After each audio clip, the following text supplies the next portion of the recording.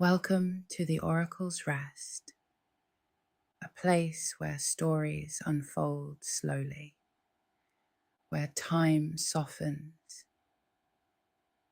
and where the mind is free to wander. Tonight, the sun has set over an endless sea of sand, and the great dunes are cooling. In the dark, and a silence so deep and so complete has settled over the desert that you can almost hear it, a vast and ancient stillness stretching away in every direction beneath the stars. Tonight, we drift out into the quiet world of the desert, the slow drifting dunes, the scorching days and the freezing nights, the hidden green of the oasis, the patient creatures that live where almost nothing can, and the old caravans that crossed the great sand seas long ago. We will gather up 100 small quiet facts about the desert tonight and let them carry you gently down towards sleep. Let us begin by asking what a desert really is, for it is not quite what most people think. We picture endless golden sand, but that is only one kind of desert, and not even the most common. A desert is defined not by its sand or its heat, but by its dryness, by the simple fact that very little rain ever falls there.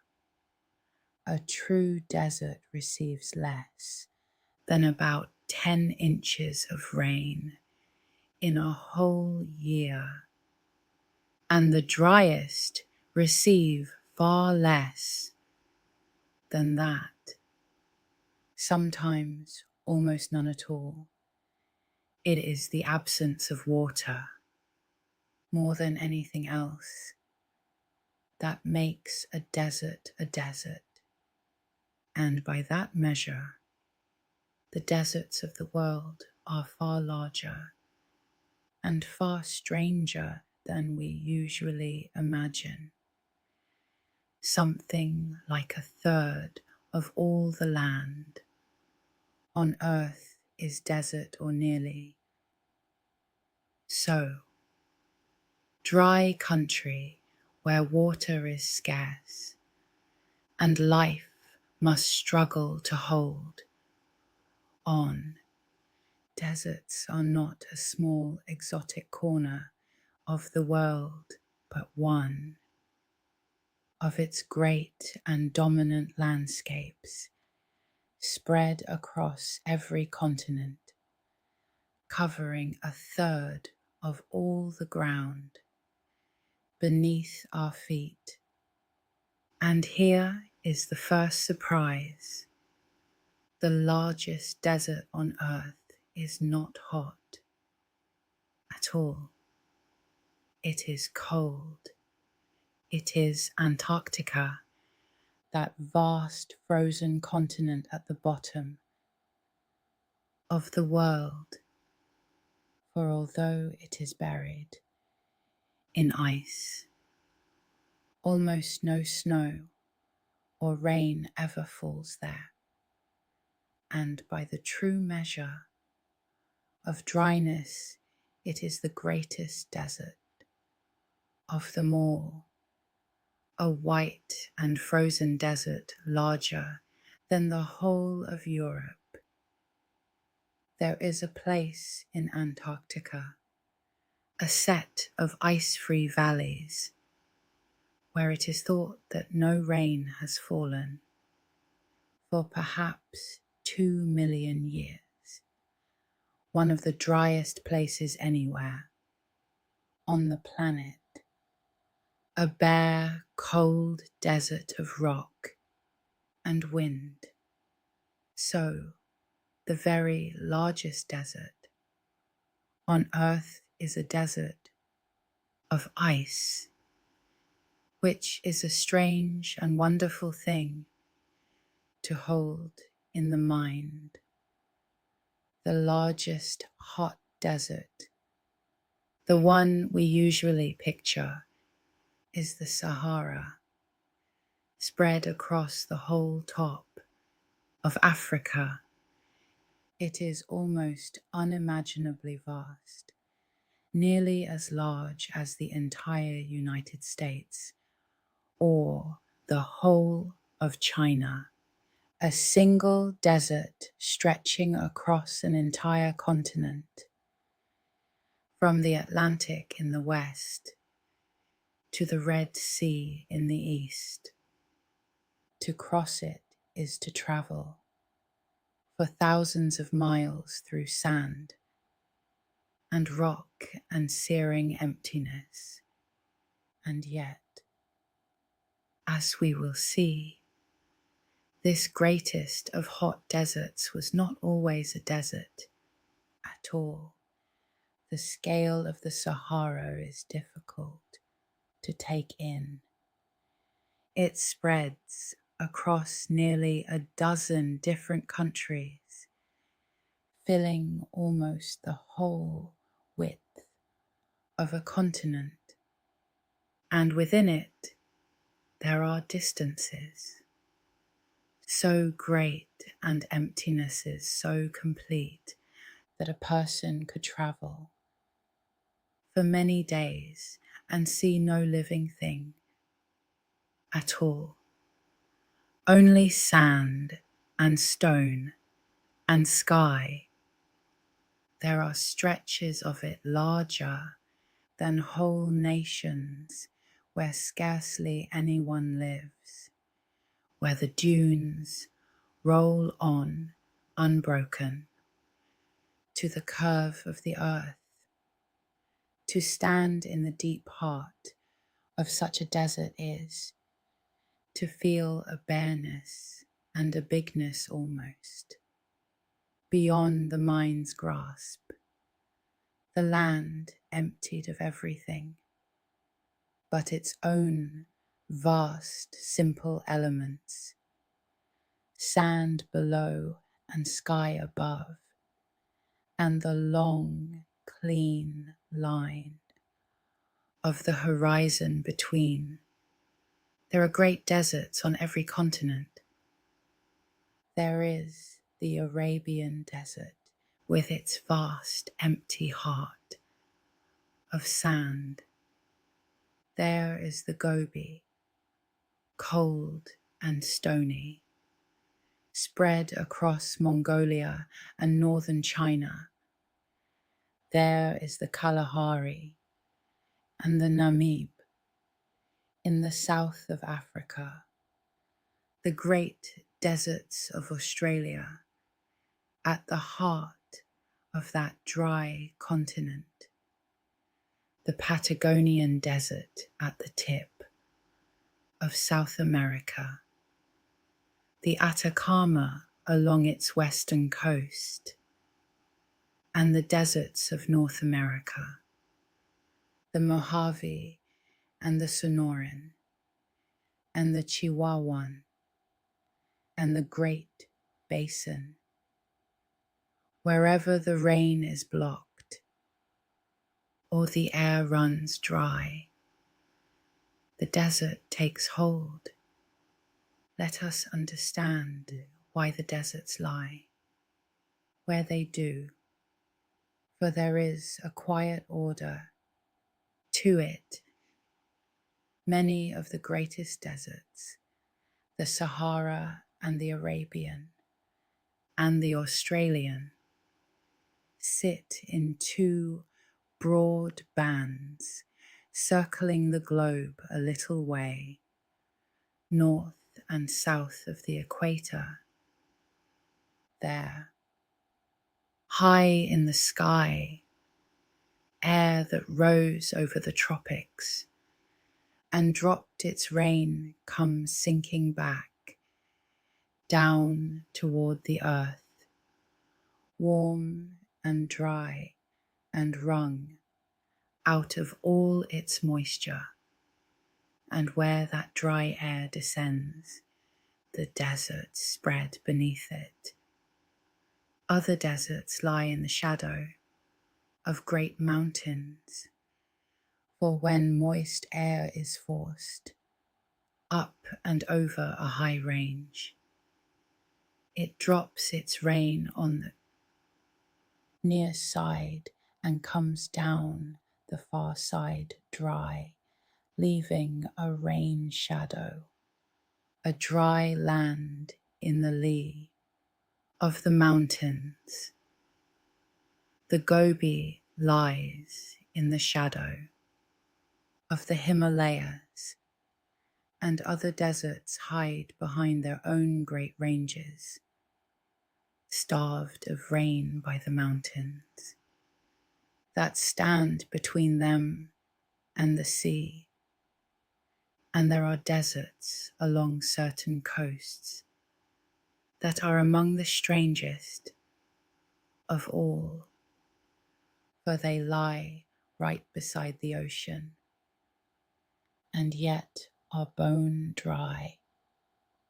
Where a cold ocean current runs along a warm shore, it chills the air above the water so that it cannot easily rise, and rain, and the coast beside it becomes a desert, sometimes shrouded in fog off the sea, but almost never wet with rain.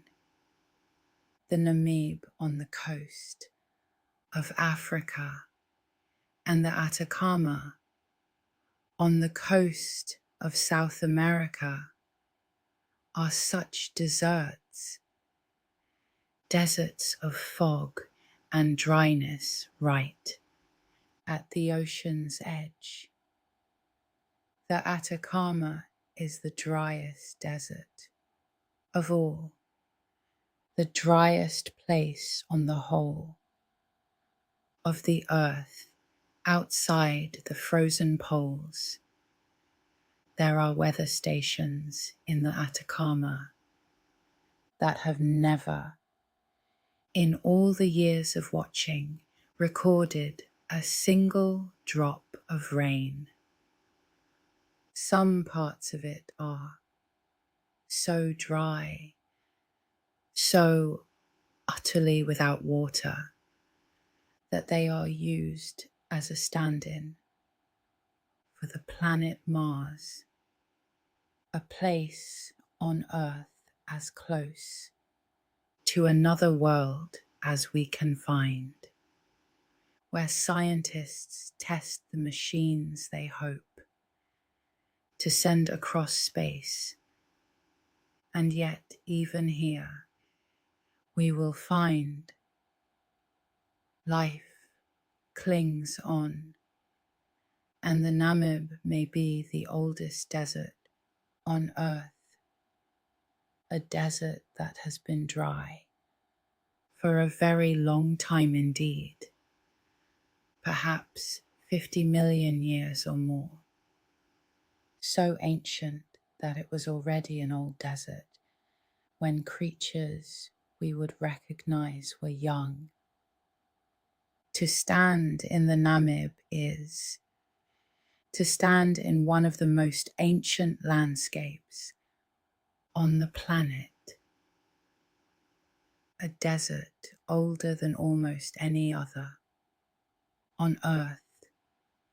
Now, let us turn to the sand and to the great dunes, for they are the desert's most famous face, even if they are not its most common one.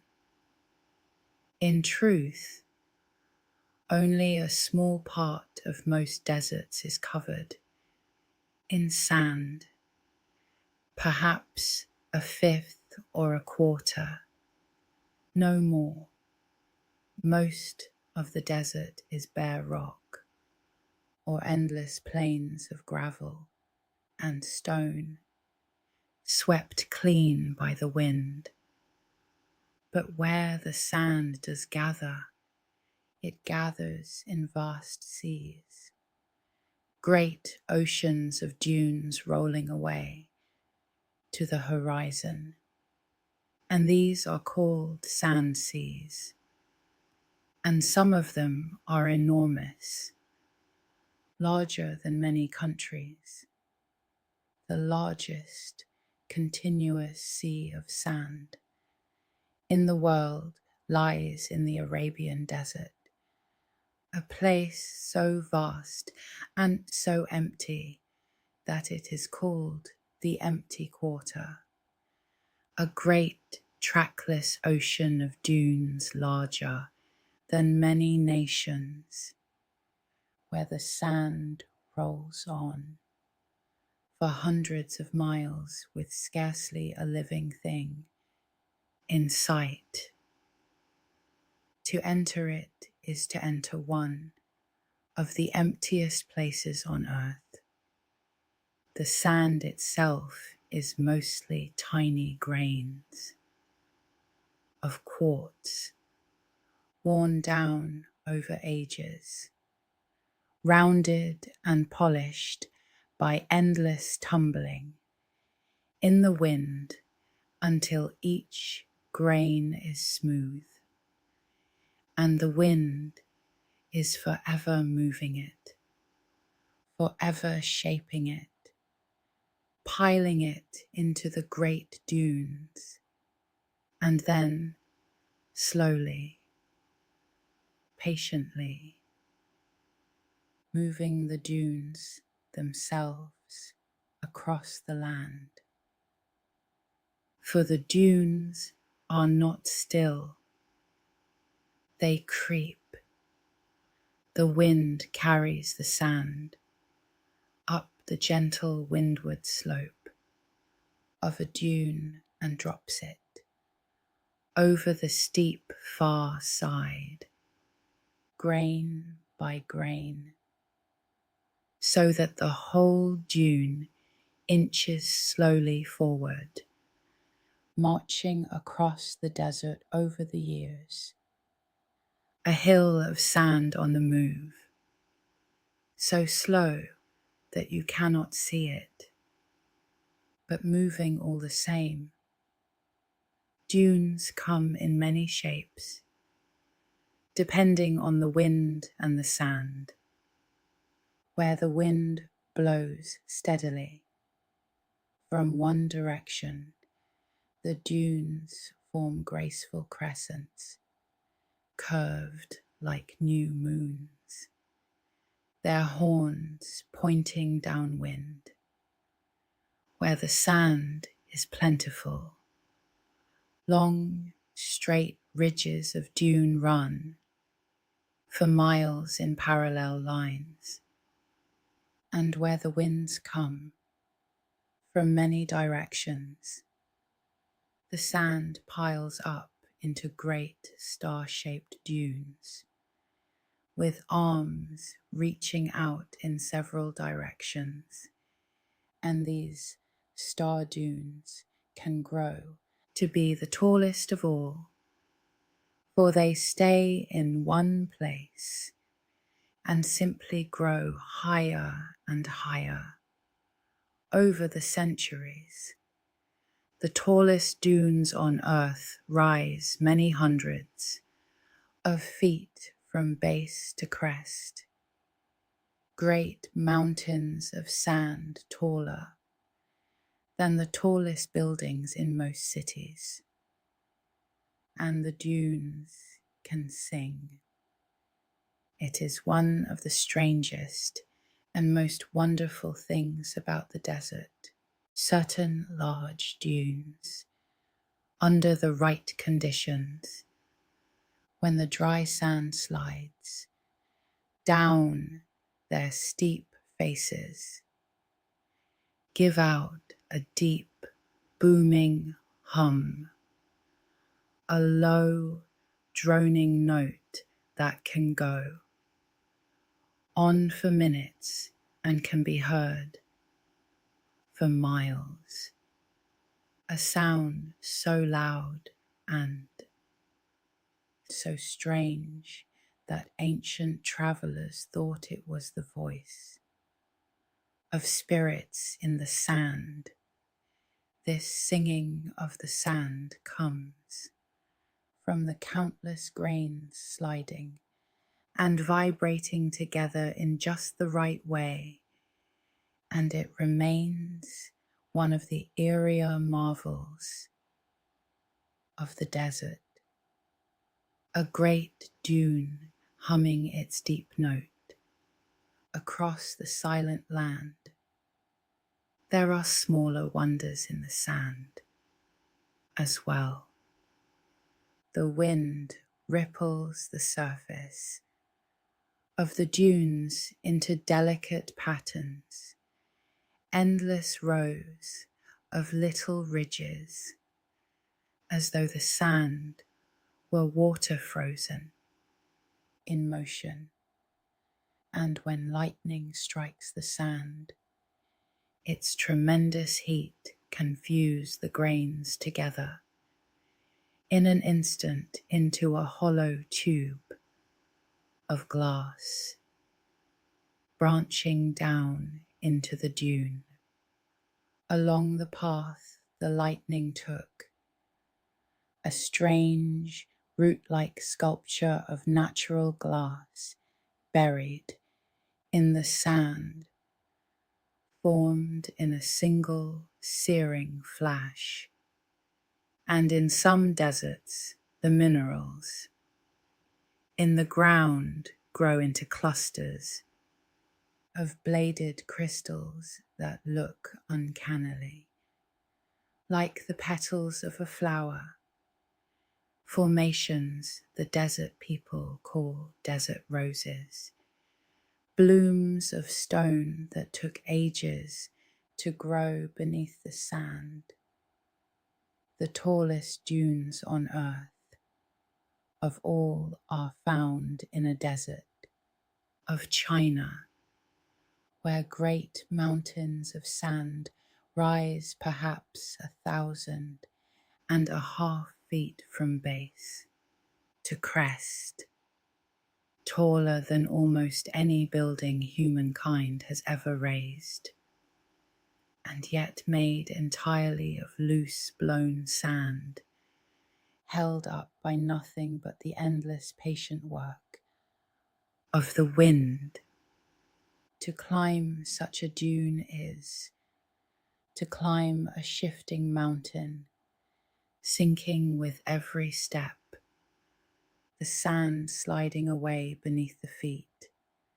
And the sand is not always golden.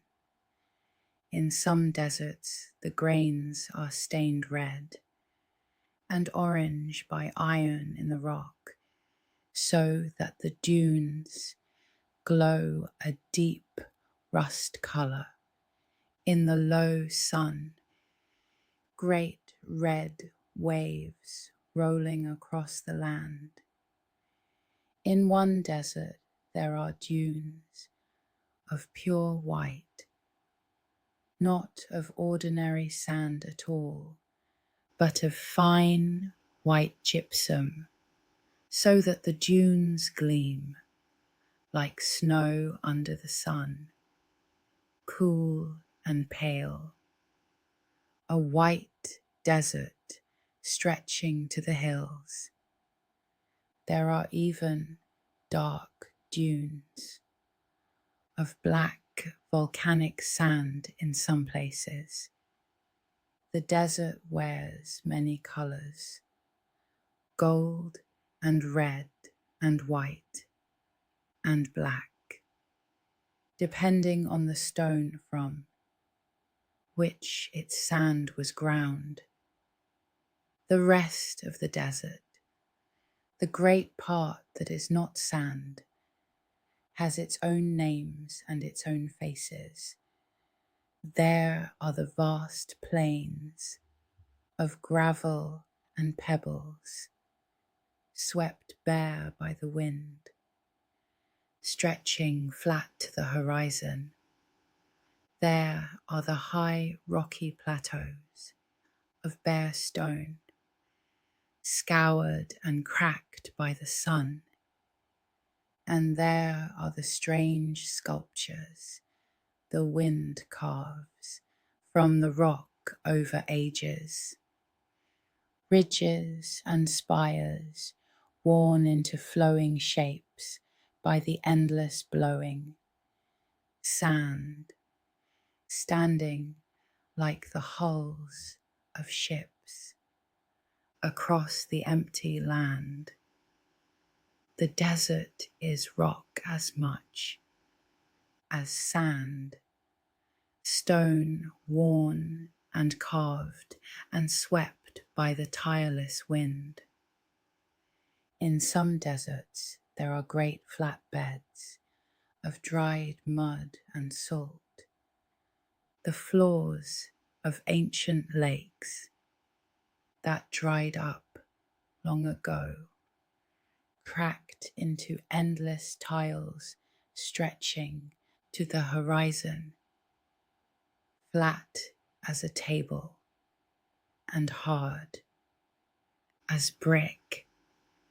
The largest salt flat in the world lies high in the mountains of South America, a dazzling white plain of salt, so vast and so flat that when a thin skin of water lies upon it, after a rare rain, it becomes the largest mirror on earth, a perfect sheet reflecting the whole sky, so that a traveller crossing it seems to walk upon the clouds.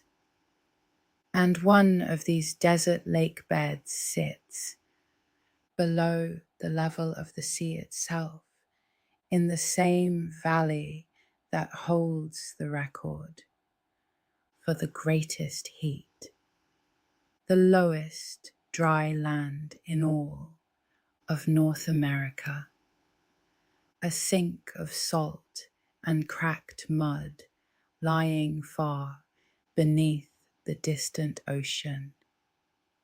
Let us think now about the great heat of the desert and the cold, for the desert is a land of extremes.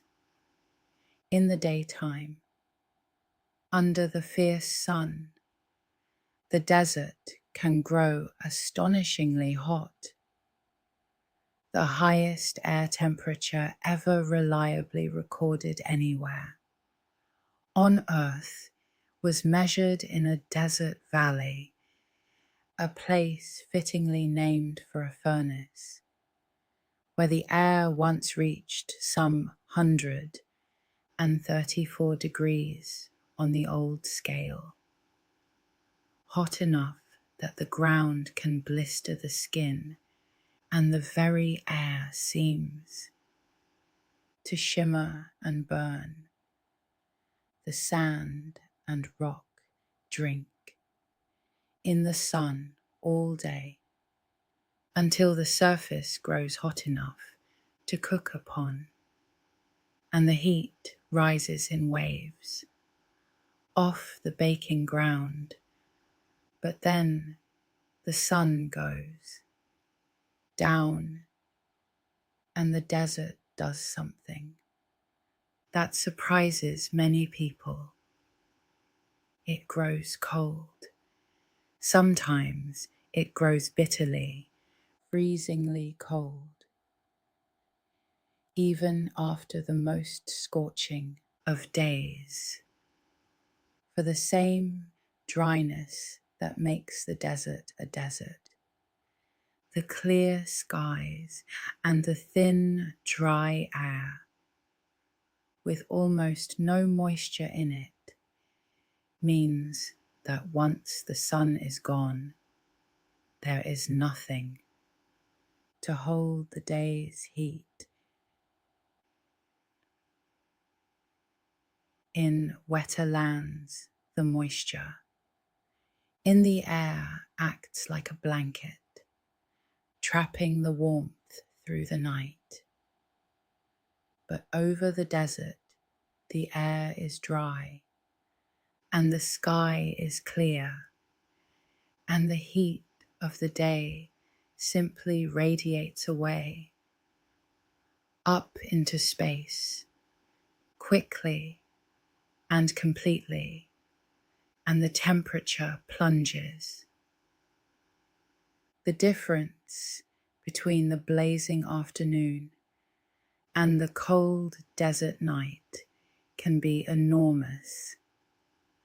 A swing of 50 or 60 degrees or more between day and night. A traveler who sweltered at noon may be shivering under the stars by midnight. And some deserts are cold not only at night, but through whole seasons. It can snow in the desert. Snow falls on the cold deserts of Central Asia through the long winters, and even the Great Sahara, that furnace of a desert, has on rare occasions seen a dusting of snow on its dunes, the sand gone briefly white beneath an astonished sky.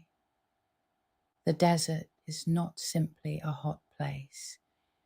It is a place of extremes, of fierce heat and deep cold, often within the span of a single day. It is worth lingering on those cold deserts, for they are as much deserts as the burning sands, and just as strange. Across Mongolia and northern China spreads the Great Gobi, a cold, high desert of gravel and bare rock and scattered dunes, where the summers can blaze with heat, but the winters plunge far below freezing, the ground iron hard and dusted with snow, swept by bitter winds off the heart of Asia. It is a desert of extremes even greater than the hot deserts, roasting in summer and frozen in winter. And it is home to the shaggy two-humped camel that grows a thick coat against the cold.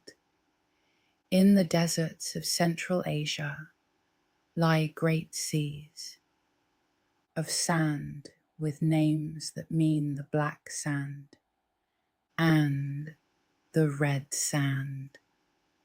And far to the south, at the cold, windy tip of the Americas, spreads the Patagonian desert, the largest desert of that half of the world, a bleak and beautiful land of wind-scoured plains beneath a huge grey sky.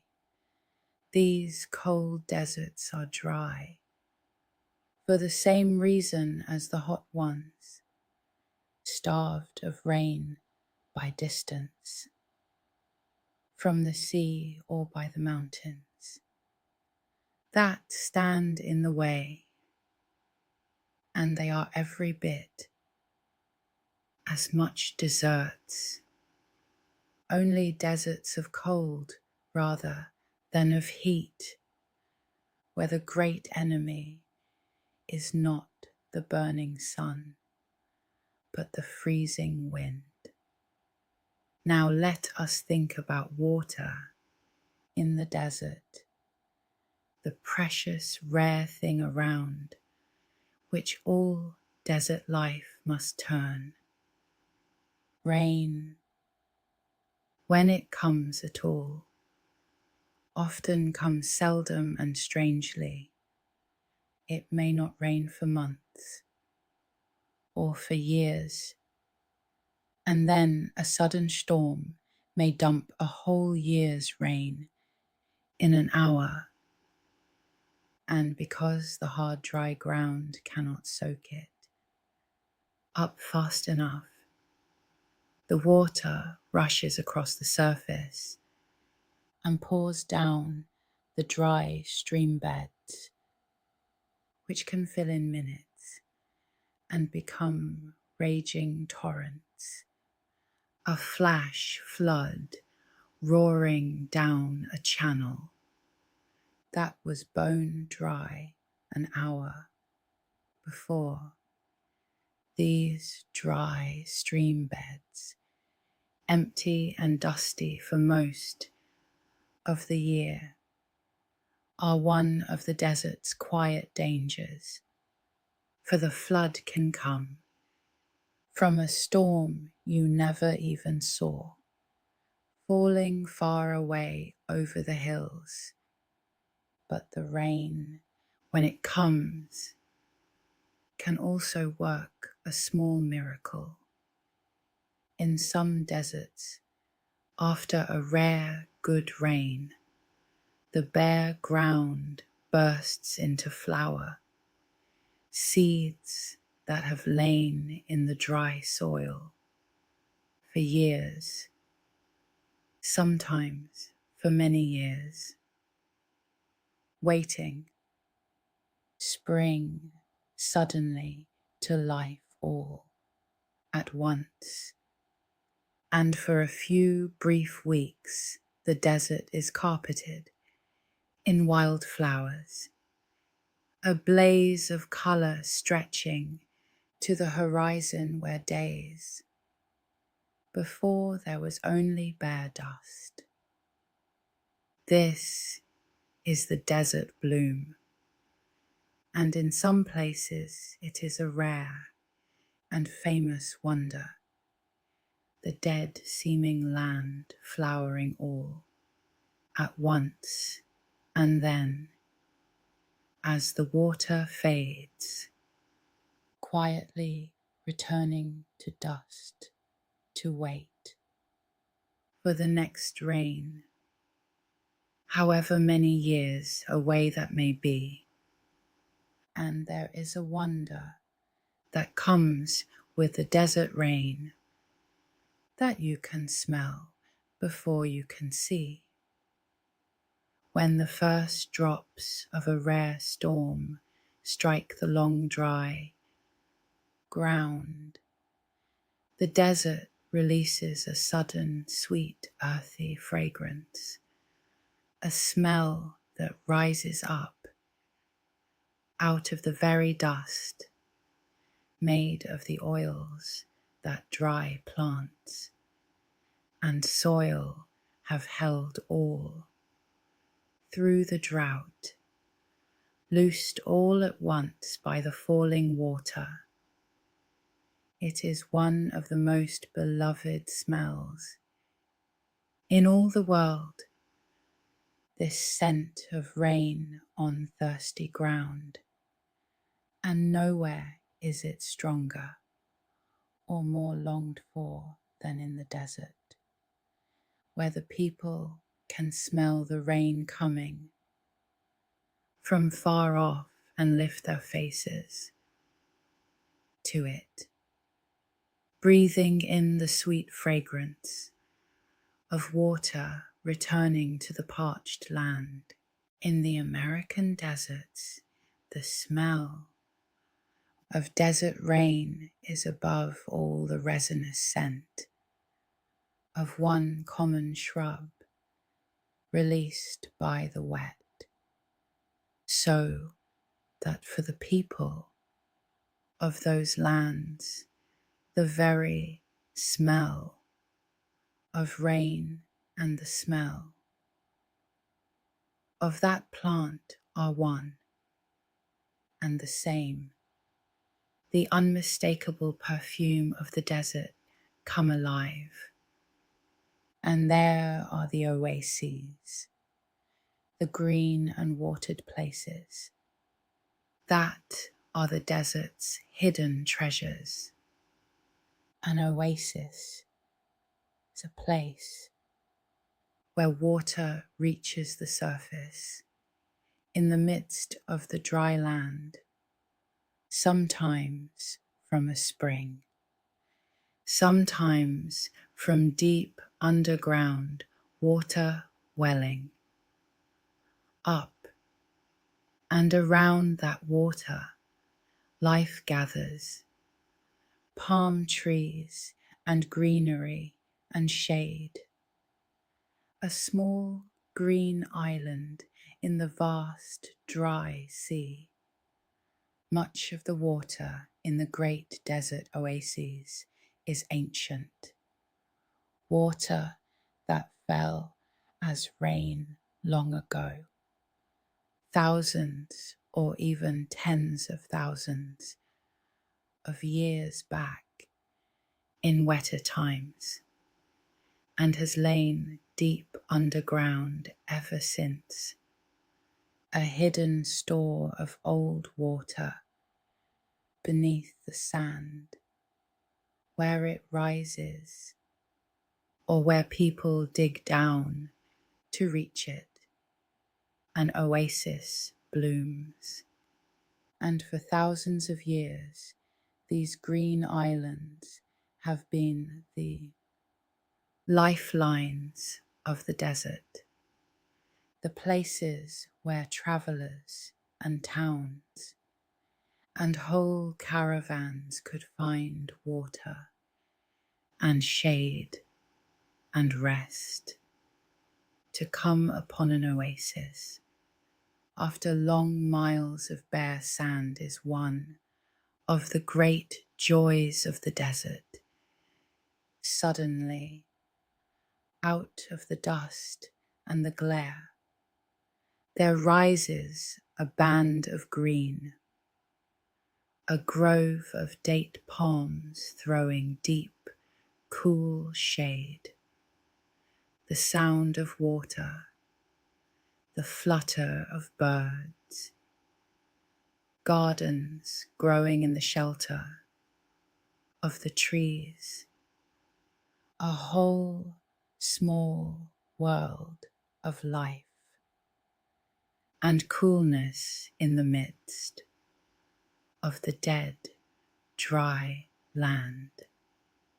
In the oasis towns the water was shared, out with great care, divided among the gardens by little channels, each family taking its measured turn, for nothing in the desert was more precious than water, and nothing was guarded more closely. Beneath the shade of the palms grew fruit and grain and vegetables, watered by the hidden springs, and the oasis fed not only its own people, but the passing caravans, so that these green islands became the beating hearts of the whole desert world, the places everything else depended on. The people of the desert became wonderfully clever at finding and moving water. In some deserts, they dug long underground channels to carry water for miles, from the foot of the hills to their fields, running it beneath the ground, so the sun could not steal it away. An ancient art of hidden water that let gardens grow in the driest places, and in the fog deserts along the coast where it almost never rains. But the sea fog rolls in. People and creatures alike have learned to harvest the fog itself, catching the tiny droplets of mist and gathering them, drop by drop, into water enough to drink. And even where no rain falls for years, the desert may yet gather a little water in the night. On clear desert nights the ground cools so quickly that, come the small hours before dawn, a fine dew may settle out of the air onto the stones and the leaves and the sand, and in the cold deserts a delicate frost. It is not much, only a faint dampness in the grey light of morning. But for many desert creatures and plants, it is enough, and they have learned to gather it, the beetle tilting its back to the dew, the lizard drinking it through its skin, the plant catching it on its leaves, all of them harvesting the thin gift of the night before the sun climbs and burns it away. In the fog, deserts by the sea, this becomes a whole way of life.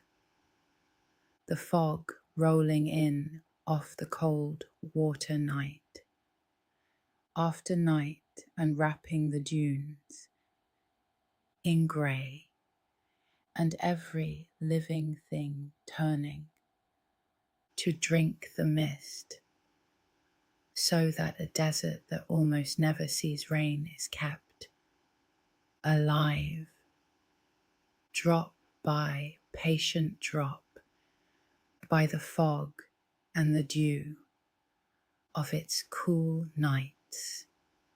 Now let us meet the creatures of the desert, for it is one of the marvels of life that anything can live in such a place at all, and yet the desert is full of life, wonderfully adapted, patiently enduring. And we must begin with the most famous of them all, the great ship of the desert, the camel. The camel is a masterpiece of desert survival, built in every part for life. In the dry heat, its most famous feature, the hump, is often misunderstood, for it does not hold water at all, as people once believed. The hump is a great store of fat, a larder carried on the back, from which the camel can draw energy when food is scarce, and by keeping its fat gathered in one place rather than spread all over its body, the camel stays cooler in the heat. A camel can go for a very long time without drinking, living off that fat and losing a great deal of water from its body without harm. And then, when it finally reaches water, It can drink an astonishing amount.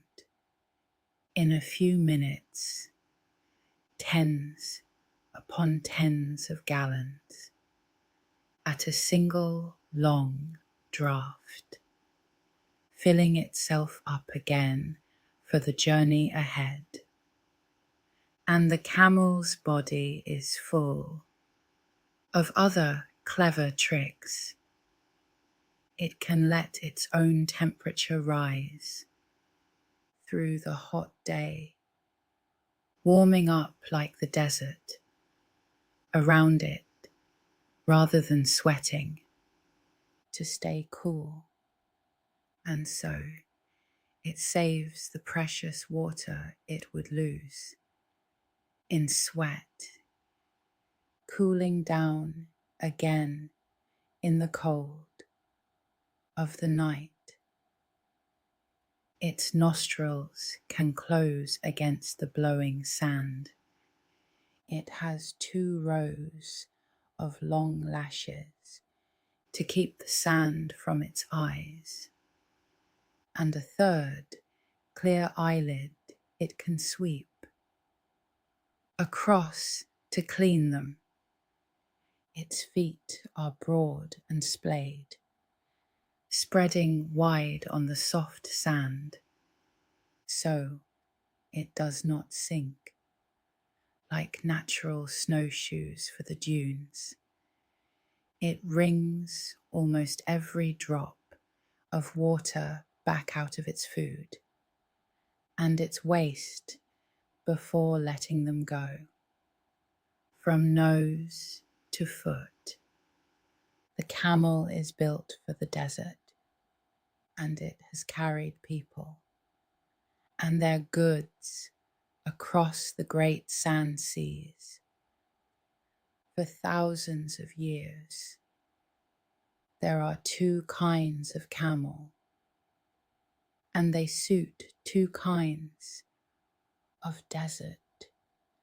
The camel of the hot deserts of Africa and Arabia has a single hump and is tall and lean and long-legged for the burning sand. The camel of the cold deserts of Central Asia has 2 humps and is shorter and shaggier, growing a thick coat against the freezing winters of the Gobi. 1 camel for the heat and 1 for the cold, both of them masters of the dry land. The smaller creatures of the desert are just as ingenious. There is a little fox of the Sahara with enormous ears, the fennec fox, the smallest fox in the world. And those great ears do 2 things at once, for they catch the faintest sounds of prey moving in the sand, and they also shed the body's heat, acting like radiators to keep the little fox cool. It sleeps through the heat of the day in a cool burrow beneath the sand and comes out to hunt in the cool of the night. There is a small desert rodent, the kangaroo rat, that performs perhaps the most remarkable trick of all, for it never drinks water at all, not ever in its whole life.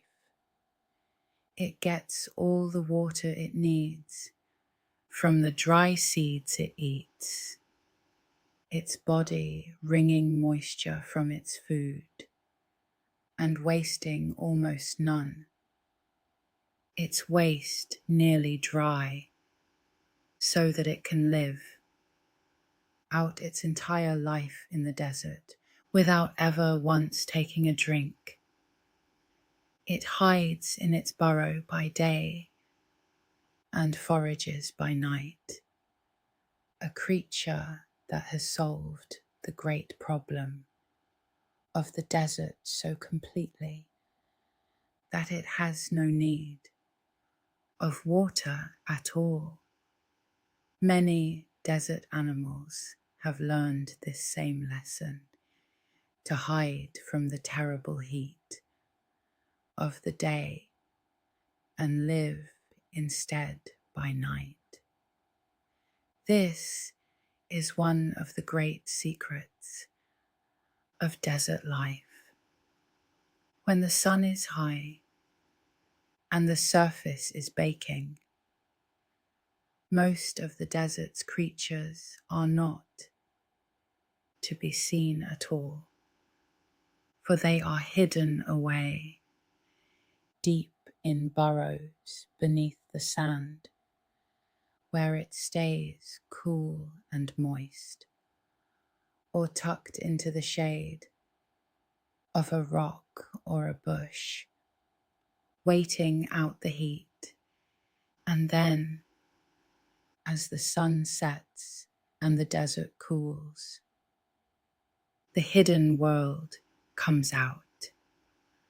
The night desert is alive with creatures that were nowhere to be seen by day, hunting and foraging in the cool darkness, so that the desert that seems so empty and dead under the noon sun is, after dark, quietly full of life. The reptiles love the desert for a creature that takes its warmth from its surroundings, is well suited to a place with so much heat. To give, lizards and snakes thrive in the dry country. There is a desert snake that moves in a strange sideways looping motion across the loose sand, throwing its body forward in curves, so that only small parts of it touch the burning ground at any moment. A way of travelling over hot, loose sand called sidewinding, leaving a trail of separate parallel marks across the dune. There is a small, spiny lizard that drinks in the most wonderful way, for when dew or rain settles on its body, tiny channels between its scales carry the water across its skin all the way to its mouth, so that it can drink through its very skin, gathering water from the fog and the morning dew across the whole surface of its body. There are desert antelope, the oryx and the addax, that can live without ever drinking, drawing all their water from the desert plants they eat, and enduring body temperatures that would harm most animals, letting themselves grow hot rather than sweat away their water. There are birds that have solved the water problem in their own way, like the sand grouse of the desert, whose males fly great distances to water and soak it up in their specially shaped breast feathers, then fly all the way back to their nests so their chicks can drink. From the wet feathers, carrying water home across the desert in their own plumage. And in the fog desert of the Namib, there is a small beetle that climbs to the top of a dune on a foggy morning and stands with its body tilted up into the wind so that the fog condenses on its back and the droplets run down into its waiting mouth, drinking the fog straight out of the air. There is a wonderful desert answer to the heat that is very much in keeping with our purpose tonight. For some desert creatures survive the worst of the dry heat simply by going to sleep through it, just as animals in cold land sleep away the winter. Certain desert animals sleep away the dry season, burying themselves and falling into a deep, still slumber to wait out the heat and the drought. There is a small desert toad that digs itself down deep beneath the surface, where a little moisture lingers, and there it wraps itself in a kind of cocoon and sleeps, slowing its body almost to stillness, and it can stay buried and sleeping like this for many months. And if the rains fail, even for a year or more, waiting underground in the cool dark, and when at last the rain comes drumming down and soaks into the earth, the sleeping toad wakes and digs its way up to the surface and hurries to the temporary pools the rain has made, and sings and breeds, all in the space of a few days before the pools dry up again. A creature that sleeps underground for a year and wakes with the rain is a fitting emblem of the patient desert. Other small creatures do the same. There are desert snails that conceal themselves up in their shells and lie dormant for months and even years, waiting, and revive when the moisture returns. There is the desert tortoise, which digs itself a burrow and spends much of its life underground, sheltering from the heat, carrying its own store of water within its body, able to go a year or more without a drink. The desert teaches patience, and many of its creatures have learned to wait, motionless and dreaming, through the hardest times, and to wake only when the world grows kind again. The night desert holds many other creatures besides. There is the jerboa, a tiny desert rodent that bounds across the sand on long, springy hind legs, like a mouse-sized kangaroo, with great ears and a long, tufted tail leaping through the dark. There is the sand cat, a small, pale, wild cat with fur on the soles of its feet to protect them from the burning sand that hunts by night and, like so many desert creatures, can live without ever drinking, taking all its water from its prey.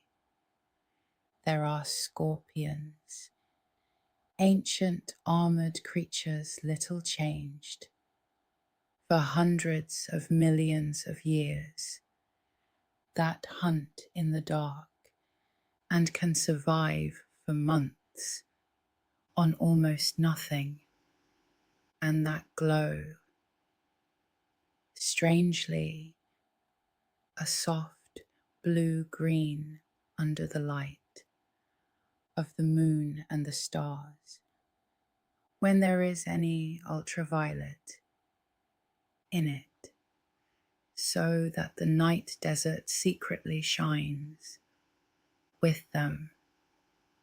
There is a venomous desert lizard, slow and heavy and beautifully patterned, that stores fat in its thick tail and spends almost all its life underground, coming out only rarely. Some desert creatures are so at home in the heat that they come out precisely when everything else has fled it. There is a small silver ant of the Sahara that ventures out onto the burning sand in the very hottest part of the midday, when the surface is hot enough to kill almost any other creature. And this is exactly why it dares to, for its enemies are all hiding from the heat, and so the little ant races out across the scorching sand on its long legs, dashing at astonishing speed, snatching up the bodies of insects that the heat has struck down, and racing home again before it too is overcome, all in a matter of seconds. Its body is clad in tiny silver hairs that catch and throw back the sun and help it shed its heat, so that it can bear temperatures that nothing else can, and it is among the most heat-loving creatures on all the earth, out running errands across the sand at the blazing height of noon. And there are vipers that shuffle themselves down into the loose sand until only their eyes show, lying in wait, and dark scuttling beetles by the thousand, and pale lizards racing over the dunes, so that the desert, far from being lifeless, is quietly busy with creatures at every hour, each keeping to the time of day that suits it best. In the grasslands at the desert's edge live sharp-eyed little social creatures that stand upright to watch for danger, taking turns as sentries while the others forage, so that one is always on guard, scanning the sky and the land, while the rest dig for food. And there are, astonishingly, even elephants that have learned to live in the desert in a few dry corners of Africa. Elephants that walk enormous distances between water holes, that dig in dry riverbeds to reach the water hidden beneath, that have learned the patient hard ways of the desert as surely as the camel and the fox, and the camel, that great ship of the desert, was tamed by people thousands of years ago, some 3,000 or 4,000 years back. And once it was tamed, it changed the desert forever. For now, at last, people had a creature that could cross the great dry seas of sand, carrying them and their goods for days between the wells, and the whole long history of desert travel and trade was born from that partnership between the people and the patient camel. And the camel gave more than carriage, for it gave milk, rich and nourishing, that could sustain the desert peoples where little else could grow, and hair for their tents and their cloaks, so that whole ways of life were built around this one remarkable animal, the desert peoples and their camels moving together across the sands as they had for thousands of years. There are larger creatures of the desert too, each with its own way of enduring. The ostrich, the largest bird in the world, strides across the dry plains of Africa on its long legs, and it can go a long while without drinking, taking much of its water from the plants it eats, and enduring the heat that would fell a smaller bird.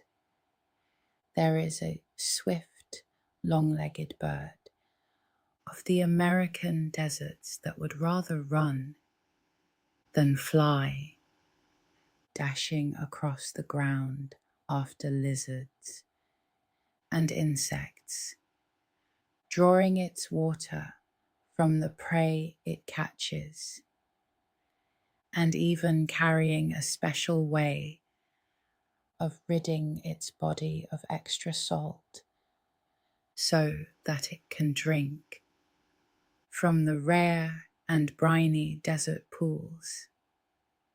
There are wild desert sheep that pick their way across the bare rocky mountains, able to go for days without water, drawing moisture from the desert plants, and then drinking their fill when they reach a spring, enduring a thirst that would kill a tamer animal.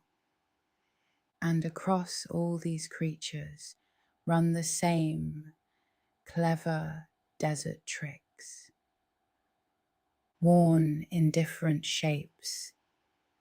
Many desert animals are pale in color, sandy and light, both to hide against the sand and to throw back the heat of the sun rather than drink it in. Many stand tall on long legs that lift their bodies up away from the scorching ground, where the air even a little higher is cooler. Many take their water almost entirely from their food and waste scarcely a drop, and seek the shade through the worst of the day, and do their living in the cool of the morning and the evening and the night. The desert asks the same hard question of every creature that lives there: how to find water and how to escape the heat. And life has answered it in 100 ingenious ways. The plants of the desert are just as wonderful in their patience and their cleverness. The cactus, that great emblem of the desert, is a living water tank, its thick, fleshy stem swelling with stored water after the rains, holding it through the long, dry months. Behind a waxy skin that lets almost none escape, the spines of a cactus are its leaves, made over into needles, for a needle loses far less water than a broad, flat leaf, and the spines also cast a little shade on the plant and guard its precious water from thirsty animals. Beneath the ground, a cactus spreads its roots wide and shallow, reaching out just below the surface to catch the least rain the moment it falls. And the greatest of the cacti, the tall saguaro of the American deserts, with its upraised arms, can hold tons of water in its pleated trunk and lives for 150 years or more, growing so slowly that it may not sprout its first arm until it is well over half a century old. Many desert plants have learned to do their breathing at night. Most plants open the tiny pores in their leaves by day to take in the air they need, but in doing so, they lose water to the dry air.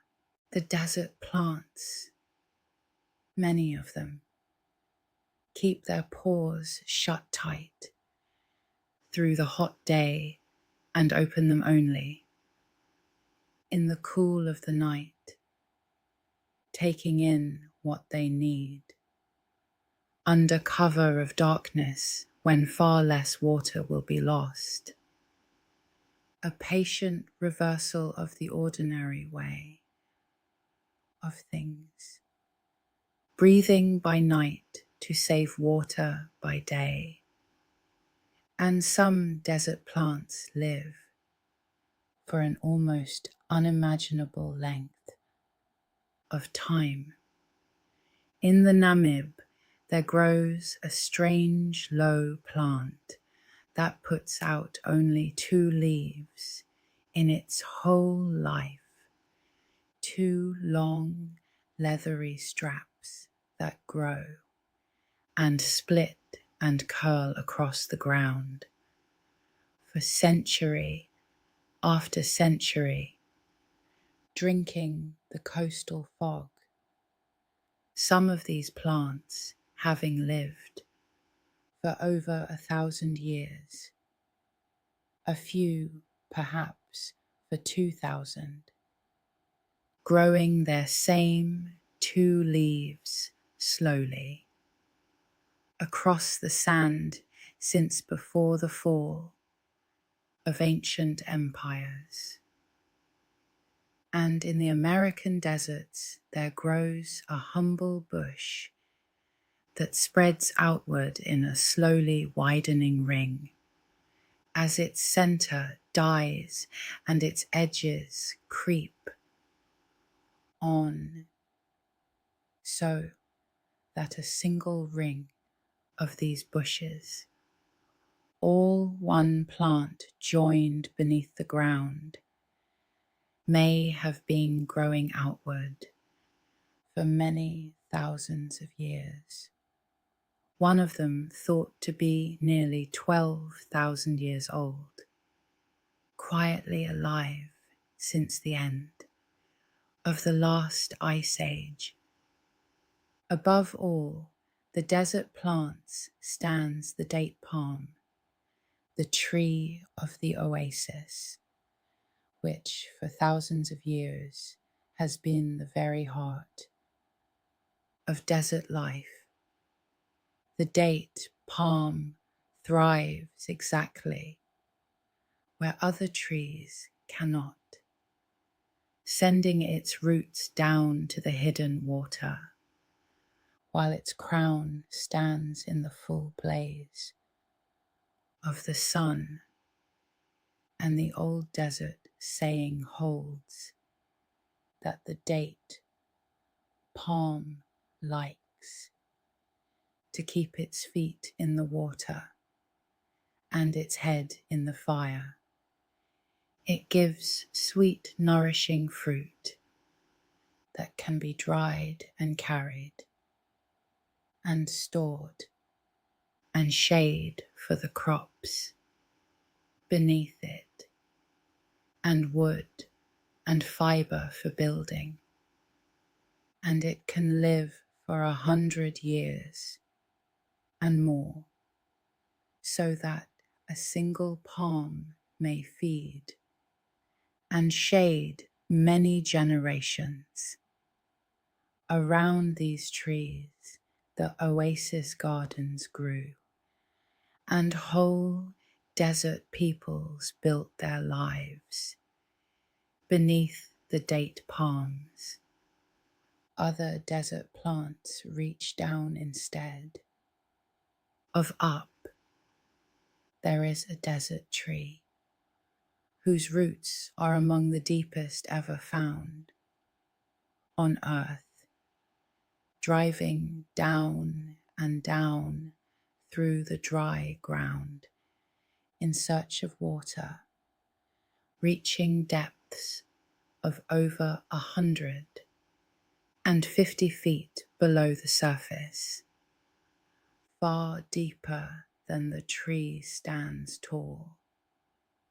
A hidden tree beneath the tree, groping down through the earth toward water no one can see. And there is a small desert plant that has mastered the art of coming back from the dead. For in the dry season it curls up into a tight brown ball, seemingly quite dead, and may blow across the desert or lie still for years.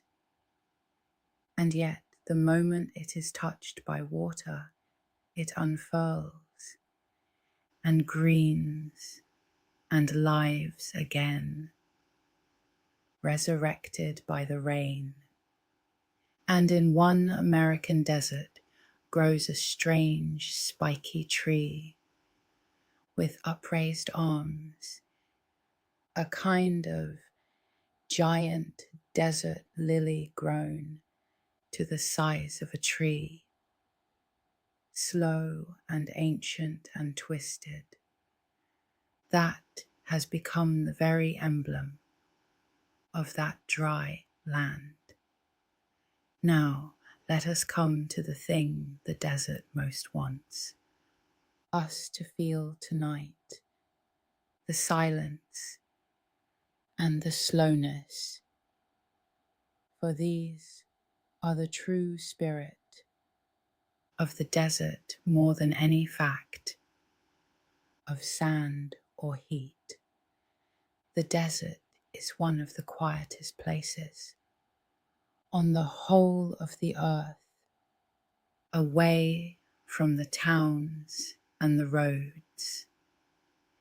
Out in the deep desert, there is often no sound at all, none, no rustle of leaves, for there are no leaves, no running water, no bird song, no hum of insects, nothing but the vast, pure silence of the empty land. And into that silence, the smallest sound falls with startling clarity, the hiss of sand moving in a little breeze, the fall of a single grain, the sound of your own breath and your own heart. Travelers in the deep desert speak of a silence so complete that it seems almost to have a presence of its own, a great stillness that fills the whole world to the horizon, and time in the desert seems to move differently, more slowly, more grandly, in keeping with the slowness of the land. The dunes creep across the years. The great plants grow by the century. The old water lies underground for ages. The rocks are carved by the wind grain by grain over unimaginable spans of time. In the desert, nothing is in a hurry. The whole landscape moves to a rhythm, so slow that a human life is far too short to see it. And to stand in the desert is to feel that slowness, that patience, that great, unhurried calm of a land where time is measured not in hours, but in ages, and the light of the desert is a slow wonder in itself, changing the whole face of the land through the long day. In the hard white light of noon, the desert can look flat and colourless and blank, the dunes bleached pale, the shadows shrunk to nothing beneath the overhead sun. But in the early morning and the late afternoon, when the sun hangs low and its light comes slanting long across the land, the desert transforms. The low sun rakes across the dunes and picks out every ripple and curve in gold and shadow, and the sand glows warm, amber and rose and deep orange, and long blue shadows stretch out behind every rise. At dawn and at dusk, the desert is at its most beautiful, the whole vast land washed in soft gold and long shadow, the dunes glowing like embers, the colours deepening minute by minute as the sun sinks, until the gold fades to rose, and the rose to violet, and the violet to the blue of dusk, and the first stars appear, to watch the light move slowly across the dunes at the end of the day is one of the great quiet pleasures of the desert, and at night, over that silent and patient land, the sky comes alive, for the same dryness and clarity that make the desert so harsh by day make its night skies among the clearest and darkest anywhere on earth, and far from any town, out in the deep desert. The stars come out in numbers almost impossible to believe, thick and bright from horizon to horizon, more than most people who live beneath city lights have ever seen. The dry desert air holds so little haze and moisture that the stars shine steady and clear, and the great band of the night sky arches overhead across the whole dark bowl of the desert. And it is quiet, and it is cool at last, after the heat of the day, and the sand still holds a little warmth, and the great silence lies over everything beneath the enormous, glittering sky. And when the moon rises over the desert, it floods the whole land with a soft silver light, and the dunes lie pale and luminous and endless under it, their shadows long and blue, so that the night desert under a full moon is a place of quiet, unearthly beauty, silver and still, stretching away, silent and shining, to the dark line of the horizon. Let us think now about the people of the desert and the great journeys they made across it, for people have lived in and crossed the deserts for thousands of years, and their story is one of the most remarkable in all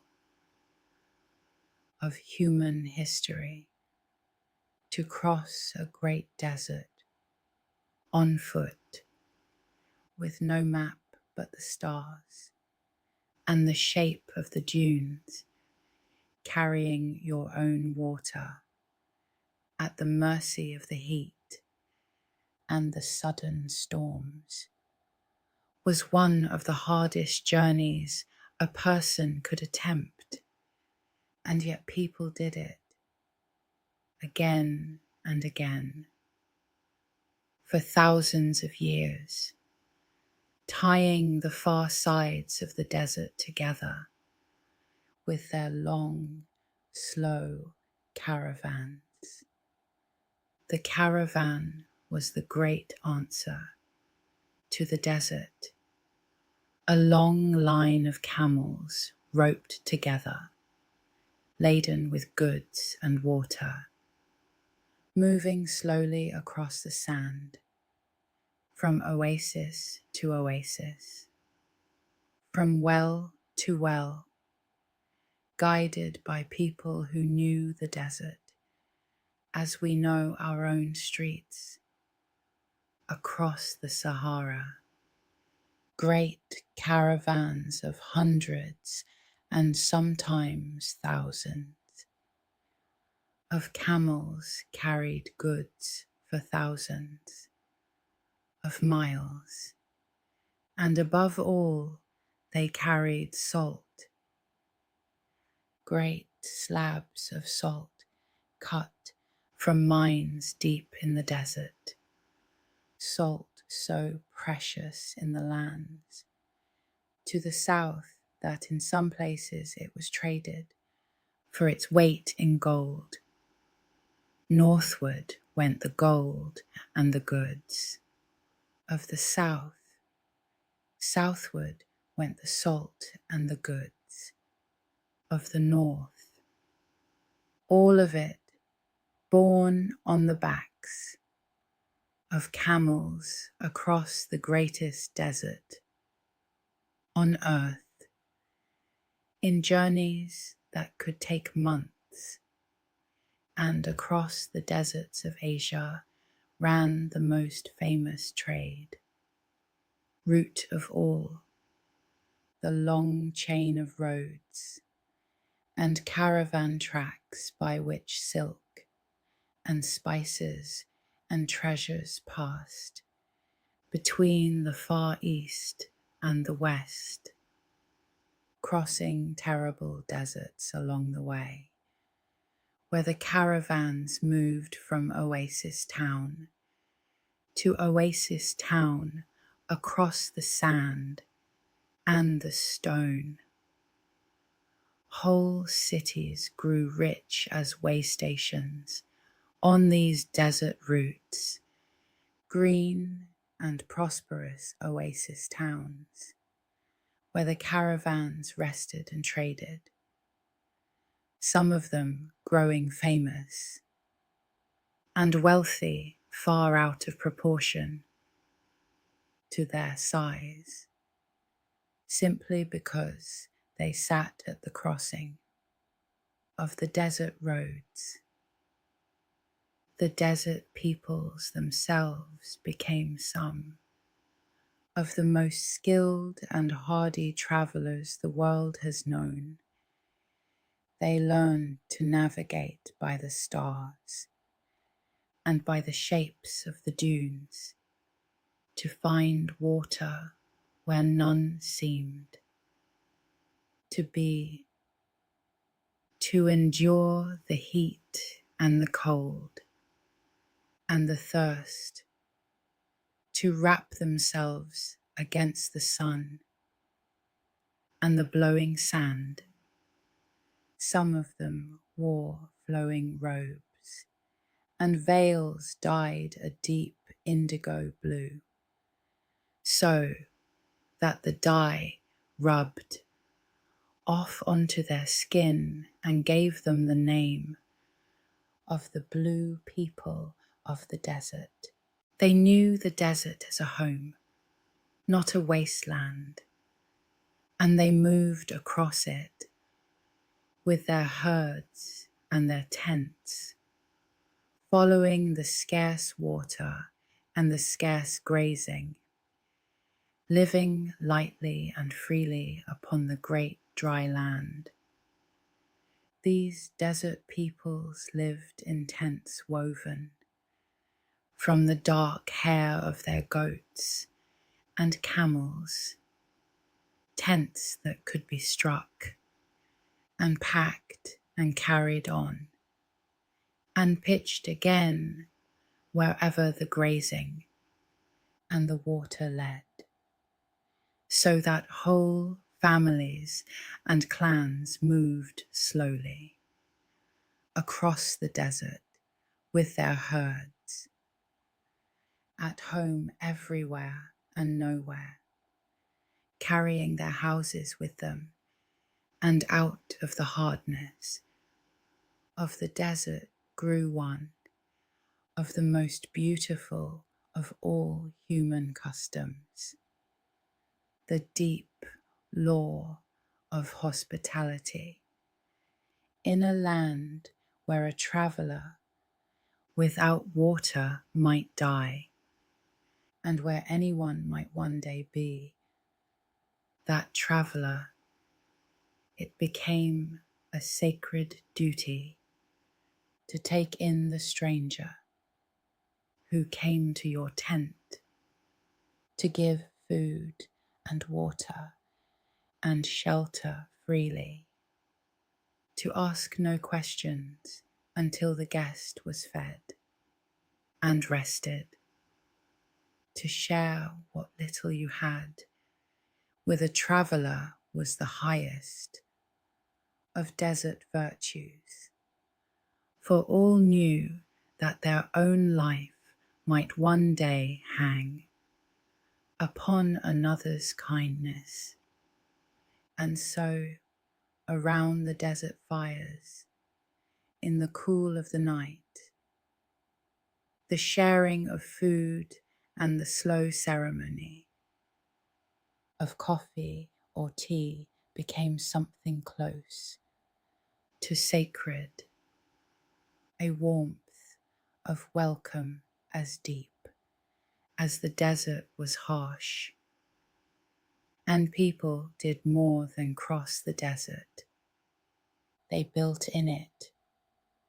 And some of their desert cities are among the wonders of the world.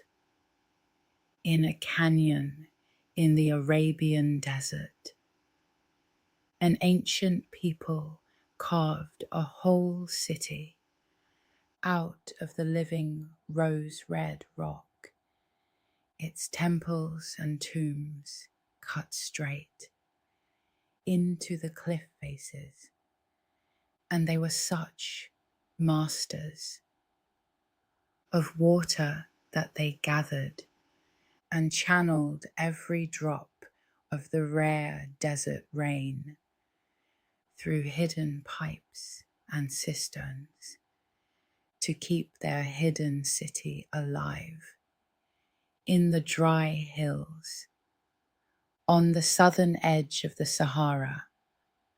A fabled city of mud brick grew rich on the caravan trade and became a great center of learning, its libraries holding many thousands of handwritten books, so that out in the desert, far from anywhere, there gathered one of the great treasuries of knowledge of its age, and along the edges of the Arabian desert ran the incense road by which the precious, fragrant resins of the south, frankincense and myrrh, worth their weight in gold, were carried north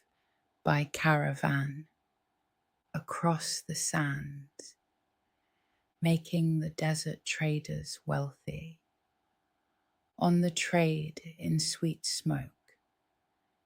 And some peoples have lived in the desert not for hundreds, but for tens of thousands of years. The first peoples of Australia have lived in and around the deserts of that dry continent for tens of thousands of years, longer than almost any people has lived anywhere, and they came to know their desert so intimately that they carried its whole map in memory in the form of songs, long chants that named every waterhole and landmark along a path in order so that to sing the song was to know the way across the trackless land, a map made of music, passed down across the ages. Even the great civilization of ancient Egypt was, in a sense, a gift of the desert, as much as of the river, for the vast, dry deserts on either side of the Nile walled it off and protected it so that it grew and flourished in safety in its green ribbon of watered land between two seas, of sand.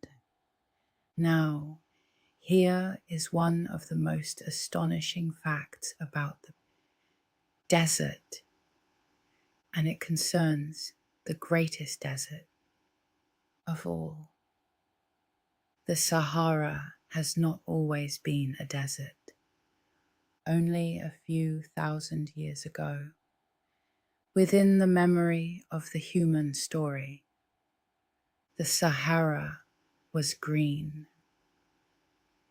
It was a land of grass and trees, of lakes and rivers and marshes, of grazing herds and the people who hunted and herded them.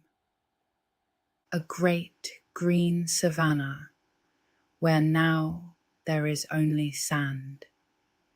We know this because the people who lived there left their paintings on the rocks, and in those ancient paintings, out in the heart of what is now bone-dry desert, we can still see herds of cattle and wild animals of the grassland, and even people swimming, painted on the walls of caves in a place where today there is not a drop of water for 100 miles in any direction. This green Sahara faded and dried into desert only a few thousand years ago as the slow wobble of the earth in its long turning changed the pattern of the rains and drew the life-giving water away. And the strangest part is that this has happened many times. The Sahara, it seems, swings slowly between green and desert over great spans of time, growing green for thousands of years, and then drying again, over and over, in a rhythm tied to the slow turning of the earth, so that the endless sand we see today is only the desert's current face, and long ago, and perhaps again, far in the future, the same land ran green with grass and water. The desert is not eternal. It comes and goes over ages far longer than any human memory. And the dryness of the desert has become one of the great keepers of the past. For where there is no water, things do not rot. And so the deserts have preserved the ancient world, as almost nowhere else can. In the deserts lie some of the finest fossils ever found, the bones of creatures from ages beyond counting, laid bare by the wind and preserved by the dryness. In the Gobi Desert have been found the bones of dinosaurs so perfectly kept that two of them were discovered locked together just as they died, a hunter and its prey, frozen in their last struggle for tens of millions of years. Whole nests of dinosaur eggs have been found in the desert sands, and the dry desert has kept them all, holding the deep past safe in its rainless quiet. The desert preserves the human, past as well, and just as gently. In the dry sands, the bodies of the long dead do not rot, as they would in wetter ground, but dry out and are preserved, so that the deserts hold some of the oldest and best kept human remains anywhere on earth. Along one dry desert coast lie the oldest preserved bodies of all, made by a people who lived there thousands of years ago, older even than the famous preserved kings of the great river valleys, kept all this time by the perfect dryness of the desert air, where there is no water. Decay itself is slowed almost to a stop, and the desert becomes a great quiet keeper of the past, holding bones and bodies and buried things safe and dry across the ages. Let us gather up now some of the desert's other quiet wonders before we let the day go. There is the mirage, that famous trick of the desert, the shimmering pool of water that appears on the hot horizon and vanishes as you approach. It is made by the light bending as it passes through the layers of hot and cooler air above the baking ground, so that the sky is reflected down onto the land and looks, for all the world, like a sheet of water lying across the desert, a beautiful, deceiving vision born of heat and light. There are the great dust storms, walls of sand and dust that rise up thousands of feet and roll across the desert like a moving mountain, swallowing the sky and turning day to a strange orange dusk. These great storms can rise with startling speed, a towering wall of dust and sand thousands of feet high, rolling forward across the land, born when the cold downdraft of a distant thunderstorm strikes the desert floor and sweeps up the loose sand. Before it, to those in its path, the wall comes on like a moving mountain range of dust, blotting out the sun, turning the bright day to a dim and eerie orange gloom, and then to near darkness. And the wise thing is to wrap the face, turn the back to the wind, and wait. For the sand finds its way into everything, into the eyes and the mouth, and the folds of every garment. And there is nothing to do but shelter and let it pass. And then it does pass.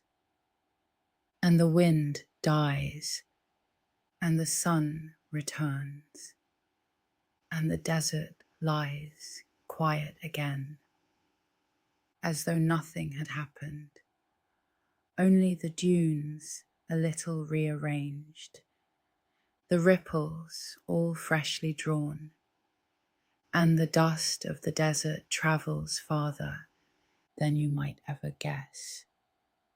For the wind lifts the fine dust of the Sahara high into the sky and carries it clear across the ocean, thousands of miles, all the way to the forests of South America, where it falls as a fine dust that feeds the soil, so that the greatest rainforest on earth is fed, in part, by dust blown from the greatest desert on earth, the two great landscapes joined across an ocean by the wind. Much of that travelling dust rises from a single place, a dried up ancient lake bed deep in the Sahara, the dustiest place on the whole of the earth, where the old lake mud has crumbled to a fine pale powder that the wind lifts and carries away by the millions of tons, sending the ghost of a vanished lake drifting across the ocean to feed a distant forest. It is one of the most beautiful connections in all of nature. The dead, dry desert feeding the living green forest a half a world away. The dust of an ancient dead lake nourishing the living jungle across the sea. There is a stranger cousin of the mirage as well, a rarer and more elaborate trick of the light, in which distant things on the horizon are stretched and stacked and turned into shimmering towers and cliffs and walls that seem to hang above the ground, whole phantom cities rising from the empty desert, castles in the air built of nothing but light bending through layers of hot and cold. Sailors and desert travelers alike have been fooled by these visions, seeing great structures where there was only bare land or open sea, and the strange floating castles of the desert horizon have haunted the imagination for ages. On calm, hot days, the desert throws up little spinning columns of dust as well, small whirlwinds that rise up where the ground heats unevenly and the hot air spirals upward, lifting a slender, twisting rope of dust and sand that dances across the plain for a while and then falls apart and is gone, a brief spinning ghost wandering the empty land. And there is a true mystery of the desert that no one has fully explained out in the dry grasslands at the edge of one of the old deserts of Africa.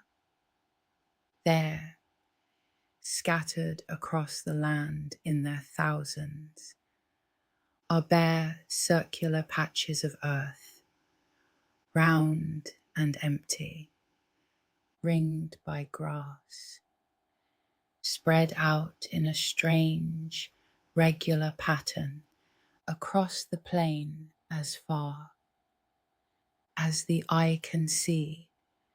No one is quite certain what makes them. Some think they are the work of insects beneath the ground, others that the plants themselves arrange the water. So, sharing it in these strange rings, they are called the fairy circles, and they remain one of the quiet, unsolved puzzles of the desert. A pattern written across the land by a hand no one has yet been able to name.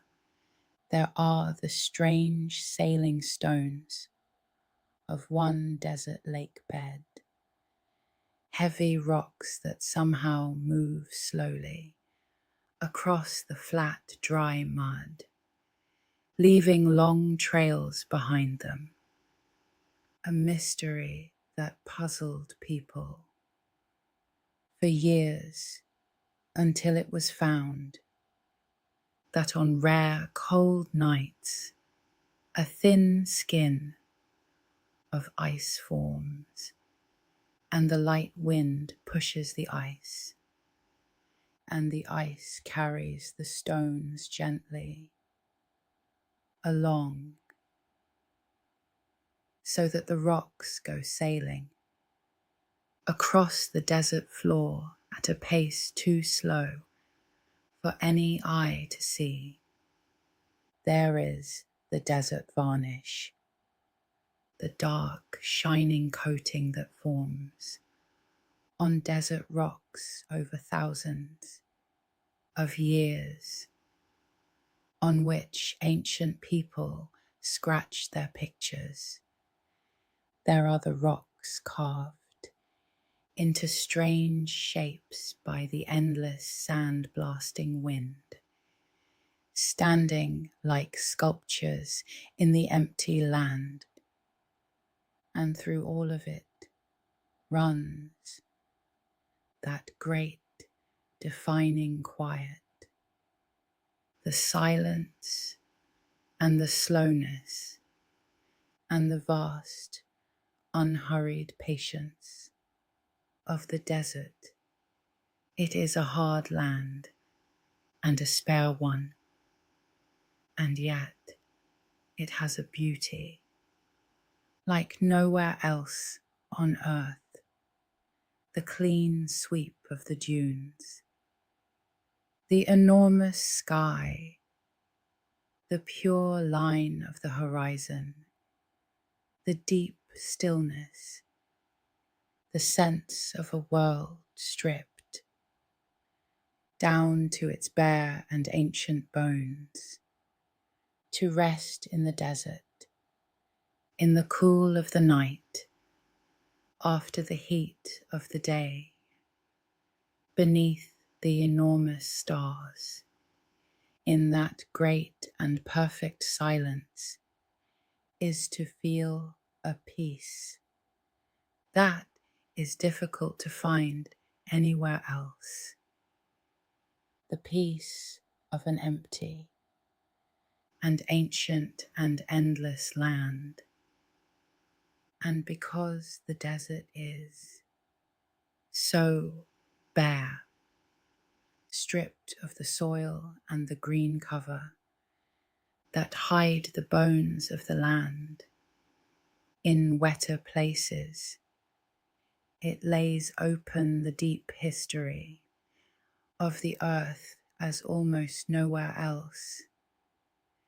In the desert, the rock stands naked, and where the wind and the rare floods have cut down through it, you can see the layers of the ages stacked one upon another in the cliff walls, band upon band of stone, each layer the floor of some ancient sea or the dust of some vanished age. The whole long history of the earth written plainly in the rock for anyone who can read it. The great carved canyons and the flat-topped mesas and the lone standing towers of desert rock are the work of unimaginable spans of time, of wind and water wearing the stone away grain by grain, over millions upon millions of years. And the very sand of the dunes was once mountains, ground down over the ages into these countless tiny grains. And one day, far in the future, it may be pressed and cemented back into stone again and rise and be worn away once more. In the desert, one stands face to face with deep time, with the slow, enormous patience of the earth itself, and a human life feels very small and very brief beside it, and there is a strange, deep peace in that. Let us come back now, at the end, to where we began, out on the great dunes, in the cooling dark, and let the desert settle softly into the night around us.